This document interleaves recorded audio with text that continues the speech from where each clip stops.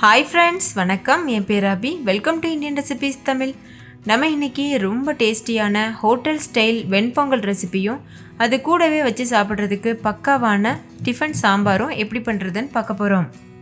வெண்பொங்கல் அதுக்கப்புறம் சாம்பாரோட காம்பினேஷன் ரொம்பவே பக்காவாக இருக்கும். இது பிடிக்காதவங்க யாருமே இருக்க முடியாது. ஆனால் வீட்டில் நம்ம செஞ்சோன்னா ஹோட்டல் சுவை வரதில்லைன்னு நிறைய பேர் இதை வீட்டில் பண்ணுறதே இல்லை. ஆனால் ஹோட்டல் சுவையில் நம்ம வீட்டிலையே ரொம்ப ஹைஜீனிக்கான முறையில் ஹெல்த்தியாக பண்ண முடியும். இது பண்ணுறதுக்கு ரொம்ப குறைவான நேரமும் குறைவான இன்க்ரீடியண்ட்டும் தான் தேவைப்படும். ஸோ பிகினர்ஸ் கூட ரொம்ப சுலபமாக பண்ணக்கூடிய ஒரு சூப்பரான ரெசிபி. இப்போ வாங்க வீடியோக்குள்ளே போய் இந்த ரெசிபி எப்படி பண்ணுறதுன்னு பார்க்கலாம். வீடியோக்குள்ளே போகிறதுக்கு முன்னாடி நம்ம சேனலை சப்ஸ்கிரைப் பண்ணிக்கோங்க, கூடவே இருக்க பெல் சிம்பலையும் கிளிக் பண்ணிக்கோங்க. ஃபஸ்ட் இந்த ரெசிபி பண்ணுறதுக்கு குக்கரில் 1 கிளாஸ் அளவு மாவு பச்சரிசி சேர்த்துக்கோங்க. கூடவே 3/4 கப் அளவுக்கு பாசிப்பருப்பு வந்து சேர்த்துக்கோங்க. வீட்டில் இருக்க ஏதாவது ஒரு கிளாஸ் இல்லைனா கப் எடுத்துக்கோங்க. அதில் இந்த இன்க்ரீடியண்ட்டை அளந்துக்கோங்க. இப்போ இதை தண்ணி ஊற்றிட்டு நல்லா வாஷ் பண்ணிக்கோங்க. 2-3 டைம் நல்லா வாஷ் பண்ணணும். பாசிப்பருப்பு வந்து கம்மியாகவே சேர்த்துக்கோங்க. பாசிப்பருப்பு நம்ம அதிகமாக சேர்த்துட்டோம்னா பொங்கல் வந்து நேராக கட்டிப்பட ஆரம்பிக்கும். ஆனால் நீங்கள் பாசிப்பருப்பு கொஞ்சம் குறைவாக இப்போ நான் சொல்லியிருக்க அளவில் கரெக்டாக சேர்த்திங்கன்னா எவ்வளோ நேரம் ஆனாலும் நல்லா ஆறுனதுக்கு அப்புறமா கூட இது வந்து நல்லா சாஃப்டாக சூப்பராக இருக்கும், ஹார்ட் ஆகாது. இப்போ நான் வந்து நல்லா வாஷ் பண்ணி எடுத்துகிட்டு வந்துட்டேன். தண்ணியெல்லாம் நல்லா வடிச்சிடுங்க. அதுக்கப்புறமா நம்ம அளவு தண்ணி சேர்க்கணும். 1 கிளாஸ் அளவு அரிசியும் 3/4 கிளாஸ் அளவு பாசிப்பருப்பும் சேர்த்தோம்ல, அதுக்கு மொத்தமாக நான் வந்து 5 கிளாஸ் அளவு தண்ணி சேர்த்துருக்கேன். இது வந்து கரெக்டான ரேஷியோவாக இருக்கும். தண்ணி சேர்த்ததுக்கு அப்புறமா இது கூட கொஞ்சமாக பெருங்காயத்தூள் சேர்த்துக்கோங்க. நான் ஒரு 1/4 டீஸ்பூன் அளவு பெருங்காயத்தூள் சேர்த்துருக்கேன். இப்போது தேவையான அளவு உப்பு சேர்த்துக்கோங்க. சேர்த்துட்டு இதை நல்லா மிக்ஸ் பண்ணிக்கோங்க. கலந்ததுக்கப்புறமா குக்கர் மூடி வச்சு மூடிட்டு ஹை ஃப்ளேமில் வச்சு 3லேருந்து 4 விசில் வரைக்கும் வச்சு எடுத்துக்கோங்க.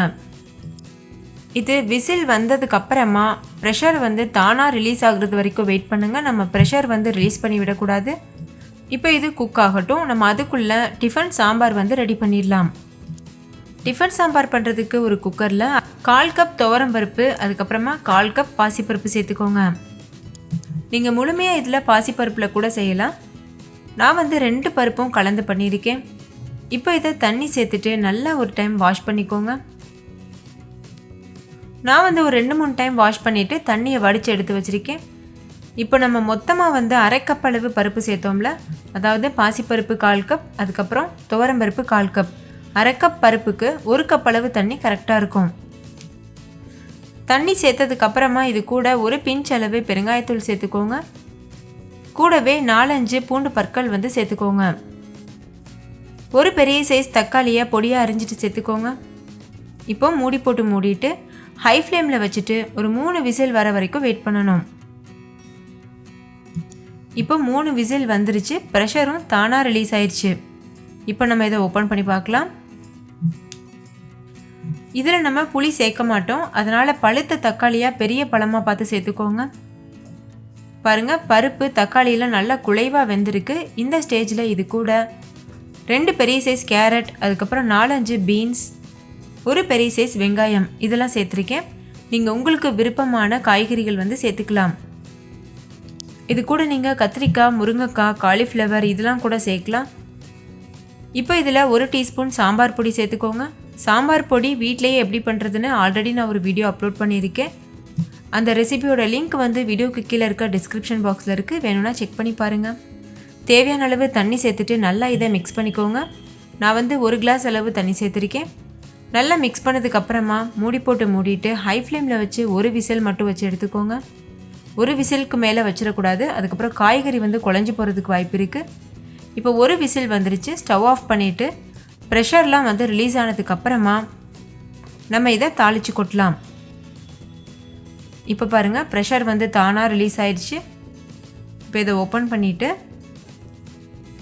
காய்கறி வெந்திருக்கான்னு பாருங்கள். கேரட், பீன்ஸ்லாம் நல்லா வெந்திருக்கு, கரெக்டான ஸ்டேஜில் இருக்குது. ஒரு டைம் நல்லா கலந்துக்கோங்க. கலந்துட்டு உப்பு பத்தலைன்னா தேவையான அளவு உப்பு சேர்த்துக்கோங்க. உப்பு சேர்த்து நல்லா இது போல் கலந்துட்டு ஒரு தடுக்கா பேனில் 1 டீஸ்பூன் எண்ணெய், 1 டீஸ்பூன் நெய் இது ரெண்டும் சூடுபடுத்திக்கோங்க. நெய் நல்லா சூடானதுக்கப்புறமா கொஞ்சமாக கடுகு உளுத்தம்பருப்பு சேர்த்துக்கோங்க. கடுகு நல்லா பொரிஞ்சதுக்கப்புறமா 1 டீஸ்பூன் சீரகம், கூடவே 1 வரமிளகாய் சேர்த்துட்டு இதை நல்லா தாளிச்சுக்கோங்க. ஒரு கொத்து கருவேப்பிலையும் சேர்த்துருக்கேன். இப்போ நம்ம தாளித்த பொருட்களை இந்த சாம்பாரில் சேர்த்துடலாம். சேர்த்ததுக்கப்புறமா நல்லா கலந்துக்கோங்க. அவ்வளோதான், நம்மளோட டிஃபன் சாம்பார் தயாராகிருச்சு. இதை வெண்பொங்கலுக்கு மட்டும் இல்லை, நீங்கள் இட்லி கூட வச்சு கூட சாப்பிடலாம். இன்னொரு பக்கம் அரிசி பருப்பும் விசில் வந்துருச்சு, ப்ரெஷரும் தானாக ரிலீஸ் ஆயிடுச்சு. நல்ல குலைவாக வெந்திருக்கு பாருங்கள். இதுக்கு மேலே நம்ம தண்ணி வச்சுருந்தோம்னா தண்ணி அதிகமாக வெளியில் கொட்டி இருக்கும். இதுக்கு மேலே குறைவாக தண்ணி வச்சுருந்தாலும் ரொம்ப ஹார்டாக இருக்கும் ரைஸ். அதனால் நான் சொன்னது போல் கரெக்டான அளவில் பண்ணுங்கள். கரெக்டான டெக்ஸ்சரில் வெந்திருக்கு. இப்போ லேசாக கரண்டி வச்சு மசிச்சுட்டு ஒரு ஓரமாக வச்சுருங்க. வெண்பொங்கல் தாளிக்கிறதுக்கு ஒரு தடுக்கா பேனில் 2 டேபிள் ஸ்பூன் எண்ணெய் சேர்த்துக்கோங்க. நான் கடலெண்ணெய் சேர்க்குறேன், நீங்கள் உங்களுக்கு விருப்பமான எண்ணெய் சேர்த்துக்கிடலாம். இது கூடவே நெய் சேர்த்துக்கோங்க. வெண்பொங்கலில் பொதுவாக நெய் கொஞ்சம் கூடுதலாக இருக்கும். நான் 1 டேபிள் ஸ்பூன் அளவு நெய் சேர்த்துருக்கேன். நீங்கள் உங்களுக்கு தேவையான அளவு நெய் சேர்த்துக்கிடலாம். 4 டேபிள் ஸ்பூன் வரைக்கும் கூட நெய் சேர்க்கலாம். நெய் நல்லா சூடானதுக்கப்புறமா 1 டீஸ்பூன் அளவு சீரகம் நல்லா பொரிஞ்சதுக்கப்புறமா 1 டீஸ்பூன் அளவு மிளகு சேர்த்துக்கோங்க. மிளகு சேர்க்கும் போது கொஞ்சம் தள்ளி இருந்து சேர்க்கணும், ஏன்னா அது வெடிக்கிறதுக்கு வாய்ப்பு இருக்குது. மீடியம் ஃப்ளேம்லேயே வச்சுக்கோங்க. மிளகு நல்லா வெடித்து வரணும். மிளகு நல்லா பொரிஞ்சதுக்கப்புறமா இது கூட 1 டீஸ்பூன் அளவுக்கு இஞ்சி சேர்த்துக்கோங்க. தோல் நீக்கிட்டு பொடியாக கட் பண்ணிவிட்டு சேர்க்கணும்.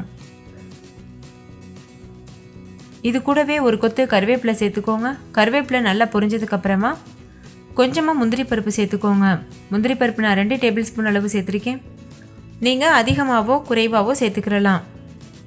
இப்போ பாருங்கள், இது நல்லா பொரிஞ்சு வருது. முந்திரி பருப்பு கலர் சேஞ்ச் ஆனதுக்கப்புறமா நம்ம செஞ்சு வச்சுருக்க அரிசி பருப்பில் சேர்த்துருங்க. சேர்த்துட்டு இது நல்லா கலந்துக்கோங்க. இந்த ஸ்டேஜில் இன்னும் கொஞ்சம் உங்களுக்கு நெய் சேர்க்க விருப்பம் இருந்ததுன்னா நீங்கள் சேர்த்துக்கோங்க. இப்போ இதை நல்லா கலந்துட்டு நம்ம சர்வ் பண்ணலாம். நீங்களே பாருங்கள், அதோட டெக்ஸ்சர் கலர்லாம் எவ்வளோ சூப்பராக இருக்குது. டேஸ்ட்டும் மனமும் ரொம்பவே அருமையாக இருந்தது. இந்த ஸ்டேஜில் நான் ஸ்டவ்லாம் ஆன் பண்ணி வைக்கல, ஸ்டவ் ஆஃப்லேயே இருக்குது. இது நல்லா மட்டும் மிக்ஸ் பண்ணிக்கோங்க. இந்த நெய், எண்ணெய் இது எல்லாமே இந்த அரிசி பருப்போட எல்லா இடத்துலையும் பரவணும். அந்த மாதிரி நல்லா மிக்ஸ் பண்ணிக்கோங்க. மிக்ஸ் பண்ணதுக்கப்புறமா நீங்கள் இதை சுட சுட சர்வ் பண்ணலாம். ஆறுனதுக்கப்புறமா கூட இது இதே டெக்ஸ்சரில் இருக்கும். அதுக்கு காரணம் நம்ம கரெக்டான அளவு தண்ணி வச்சது தான். தண்ணி குறைவாயிட்டா ரொம்ப ஹார்டாயிரும், தண்ணி அதிகமாக இருந்தால் ரொம்ப தண்ணியாக இருக்க மாதிரி இருக்கும். அதோட கரெக்டான டெக்ஸ்சர் வரணும்னா இதே போல் செஞ்சு பாருங்கள். இப்போ இதை நம்ம சர்வ் பண்ணிடலாம். வாவ், எவ்வளோ சூப்பராக இருக்குது பாருங்கள். பார்க்கும்போதே சாப்பிட தோணும், அந்த அளவுக்கு பெர்ஃபெக்டாக இருக்குது. இது கூட நம்ம செஞ்ச டிஃபன் சாம்பாரையும் சர்வ் பண்ணிடலாம். கூடவே நான் ஹோட்டல் ஸ்டைல் தேங்காய் சட்னியும் தயார் பண்ணி வச்சுருக்கேன். அதையும் இது கூட வச்சு சர்வ் பண்ணுறேன். ஆல்ரெடி நம்ம சேனலில் ஹோட்டல் தேங்காய் சட்னி அப்லோட் பண்ணியிருக்கேன். அதோட லிங்க் வீடியோக்கு கீழே இருக்க டிஸ்கிரிப்ஷன் பாக்ஸில் இருக்குது, வேணும்னா செக் பண்ணி பாருங்கள். இது 2 கூட வச்சு இந்த பொங்கல் சாப்பிடும்போது ரொம்பவே பக்காவாக இருக்கும். கண்டிப்பாக இந்த ரெசிபியை ட்ரை பண்ணி பாருங்கள் ஃப்ரெண்ட்ஸ். உங்கள் எல்லாருக்கும் ரொம்ப ரொம்ப பிடிக்கும். இந்த வீடியோ உங்கள் எல்லாருக்கும் ரொம்ப பிடிச்சிருக்கும்னு நம்புகிறேன். பிடிச்சிருந்தால் லைக் பண்ணுங்கள், உங்கள் ஃப்ரெண்ட்ஸ் கூட நிறைய ஷேர் பண்ணுங்கள். ஸோ அவங்களும் பார்த்து பயன்பெறட்டும். இன்னொரு சூப்பரான ரெசிபியோட நான் உங்களை சந்திக்கிறேன். நம்ம சேனல் இந்தியன் ரெசிபிஸ் தமிழை சப்ஸ்கிரைப் பண்ணிக்கோங்க. தேங்க்யூ, பாய்.